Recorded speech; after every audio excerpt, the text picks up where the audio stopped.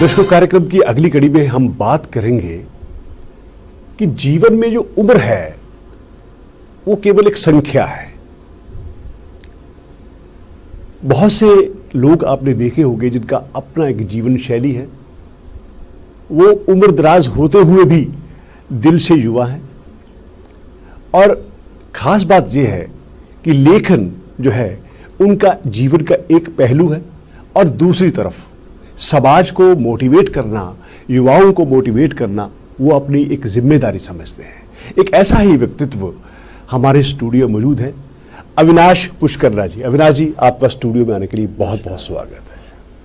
अविनाश जी, आप कस्टम विभाग में बहुत लंबी सेवाएं देने के बाद कमिश्नर पद से सेवानिवृत्त हुए। आपने एक बहुत ही पैशनेट जिसे कहते हैं, एक कलम की जुम्बिश जिसे आप कहते हैं, आपने एक उपन्यास भी लिखा और आप मोटिवेशनल स्पीकर भी हैं। तो ये सब कैसे संभव होता है जीवन में? देखिए, मैं सबसे पहले तो ये कहना चाहूँगा कि इंसान की उड़ान उतनी होती है जितनी उसकी सोच होती है। मैंने किताब पढ़ी थी रॉबर्ट बैश की, कि जिसमें ये कहता है कि you are only limited by your thoughts. मतलब जितना आप सोचते हैं उतना आप उड़ सकते हैं। यानी कि देखा जाए तो हमारी ज़िंदगी में हमारी सोच जितनी हम ऊँचे जाएगी, हम उतने उड़ान पर उड़ सकते हैं। और अब देखते हैं इंसान ने अपनी सोच से ही क्या क्या चीज़ें, अपनी कायनात में सब कुछ हालांकि था, लेकिन अपनी सोच से क्या क्या चीज़ें ईजाद की हैं। आज हम हवाई जहाज में उड़ते हैं, आज मोबाइल फ़ोन है हमारे पास में, अब टेलीविज़न है, हर चीज़ है। कभी ये सोचा था किसी ने कि पहले ऐसा होता है? लेकिन कुछ लोगों ने ये सोचा कि ये संभव है। तो एक सोच की जो उड़ान थी वो आगे बढ़ती गई। तो सोच की उड़ान की कोई सीमा नहीं होती। तो you are only limited by thoughts. तो मैं भी ये मानता हूँ, मैं काफ़ी कुछ पढ़ता हूँ, लिखता हूँ, लोगों से इंस्पायर होता हूँ।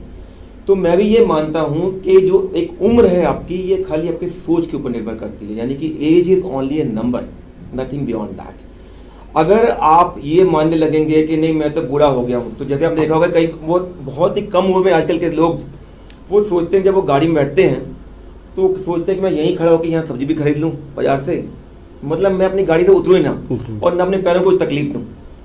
तो वो उस सबसे बहुत ही कम उम्र में, हालांकि वो बहुत एक आरामदायक जीवन वो जी रहे हैं, लेकिन उनका जो जीवन होता है धीरे धीरे आप देखेंगे वो आदमी जल्दी जल्दी बुजुर्ग होना शुरू हो जाता है जी। और दूसरा बात मैं ये भी कहूँगा, जैसे अभी अपने मेरे ओहदे के बारे में बात की, तो मैं अभी रिसेंटली एज कमिश्नर रिटायर हुआ हूँ जी।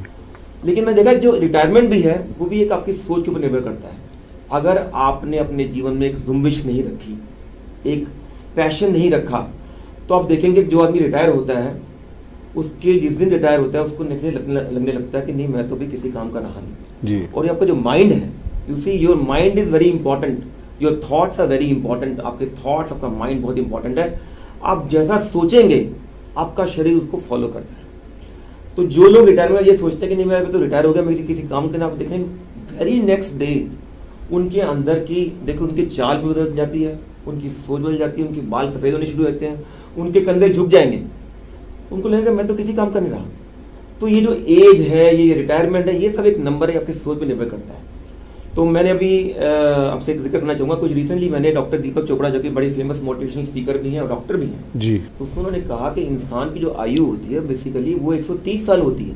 यानी कि जब आप 60-70 के साल की उम्र में होते हैं तो आप एक मिडिल एज में प्रवेश करते हैं, यानी कि आप बूढ़े नहीं होते। तो लेकिन हमारी सोच हमको बूढ़ा करती है। तो अगर आप सोचोगे कि मैं जवान हूँ तो आपका शरीर उसको फॉलो करेगा, तो आपको मैं जवान हूँ, मैं युवा हूँ और मैं ये कर सकता हूँ। सबसे बड़ी ये है कि कोई भी काम कठिन नहीं होता, चाहे वो मेंटल हो या फिजिकल हो। और एक चीज़ और मैं आपको बताना चाहूँगा कि हम अधिकतर लोग जो हैं वो हम अपनी मेंटल और फिजिकल फैकल्टीज़ का हार्डली 3% इस्तेमाल करते हैं। हमारी मेंटल और फिजिकल जो फैकल्टीज़ हैं उसकी जो सीमा है बहुत आगे है, लेकिन हम उनको बहुत कम करते हैं क्योंकि हम we are only limited by our thoughts. हम जितना सोचेंगे उतना ही हम पाएंगे। अच्छा विराज जी, एक सवाल है बड़ा अहम जो है होता है कि कस्टम डिपार्टमेंट, कमिश्नर, ये राजस्व, कराधान, उत्पाद शुल्क, ये अपने आप में बहुत, जिसे आप कहते हैं कि बहुत ही जिम्मेदारी वाला पद होता है। बिल्कुल ठीक है, आप सेवानिवृत्त हो गए, लेकिन आपने एक नॉवल लिखा माई रेड बटरफ्लाई। आप लेखन की तरफ कैसे मुड़े और इसका कैसे ये सब संभव हुआ? क्योंकि दोनों विधाएं अलग अलग हैं। अगर वो मेडिकल डॉक्टर किताब लिखता है मेडिकल पे पर ही लिखेगा, लेकिन आप कमिश्नर पद से रिटायर हुए और आपका विषय अलग था जीवन का, आप सर्विस करते थे, लेकिन अब ये इसमें रोमांस भी है इस नावल में, तो कैसे ये सब हुआ सब? जी जनाब, वैसे मैं ये कहूँगा कि हम सबके अंदर और हमारा जो पास्ट होता है, यानी कि हमारी जो लाइफ हम जी चुके होते हैं, वो आपका एक इतिहास होता है। और चाहे वो इतिहास कितना भी कठिन हो, वो आपको हर एक इंसान को इतिहास अपना अच्छा लगता है। और हर कोई के अंदर एक कहानी छुपी होती है, लेकिन कई लोग क्या होता है कि उस चीज़ को दबा देते हैं, कई लोग उसको उजागर करते हैं। तो मेरे अंदर में एक कहानी छिपी हुई थी और मैं चाहता था कि इस कहानी को बाहर लेके आऊँ, क्योंकि कई चीज़ों के बारे में बड़े पैशनेट होते हैं आपको बड़ा अच्छा लगता है कि नहीं, इससे आपका लगाव है, आपके ऐसा एक रुझान है, तो आप चाहते हैं कि जो आपके अंदर है आप औरों के साथ में उसको शेयर करना चाहते हैं। तो मेरे अंदर भी एक कहानी छुपी हुई थी, और ये केवल मेरी अपनी कहानी नहीं, मतलब मैं अपने आसपास जब आप अपने जीवन में देखते हैं तो कई चीज़ें होती रहती हैं, और इनफैक्ट आपके आसपास ही कहानियाँ छुपी होती हैं, खाली उनको उठाना होता है और उनको शब्दों में पिरोना होता है। लेकिन यहाँ मैं एक बात कहना चाहूँगा, आपने बिल्कुल सही सवाल किया जनाब, वो ये कि किसी चीज़ को लेके पढ़ना तो बहुत ही आसान है। सबसे पहले अगर पढ़ने रुचि होनी चाहिए, नो डाउट, आप पढ़ना चाहेंगे पढ़ते हैं।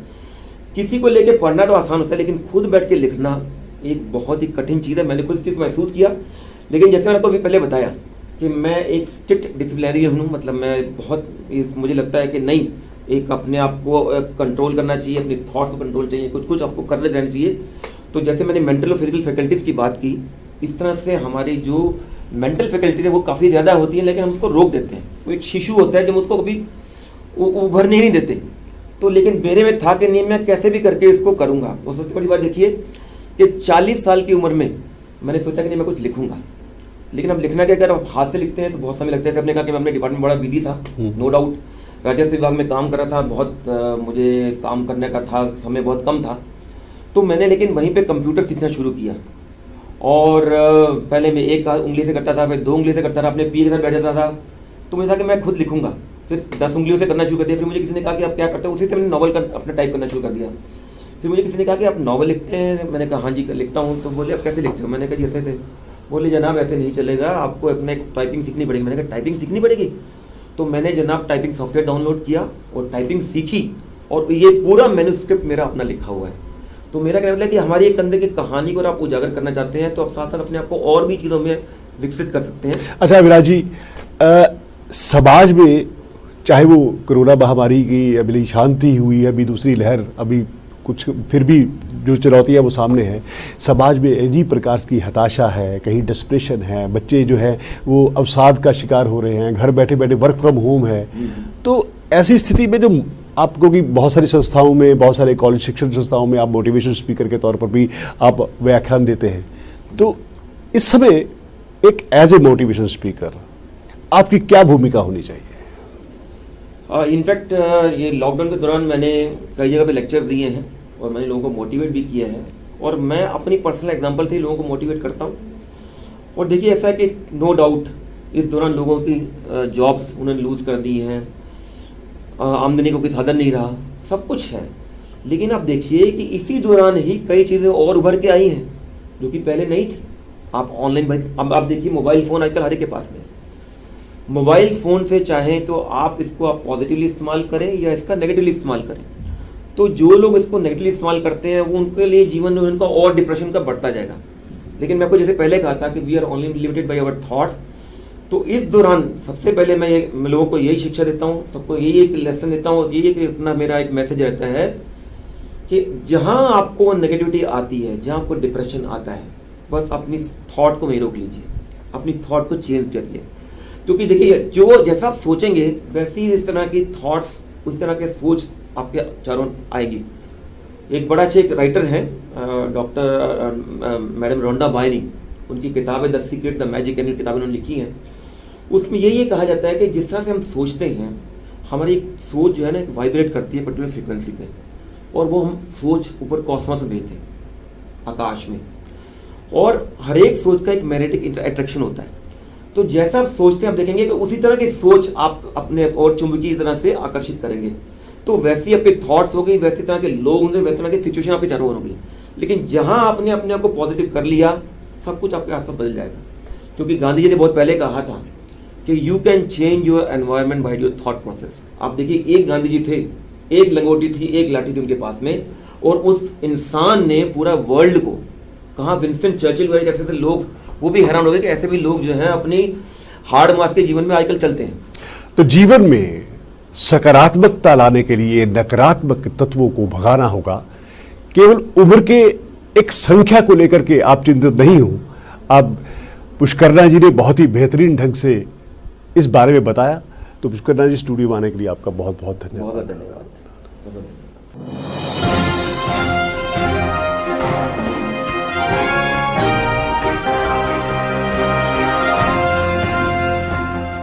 आप हमारे संतवाणी चैनल को सब्सक्राइब करें, वीडियो को लाइक करें, शेयर करें और हाँ, बेल आइकन पर क्लिक करना बिल्कुल ना भूलें ताकि हमारी किसी भी वीडियो की सूचना सबसे पहले आपको मिले।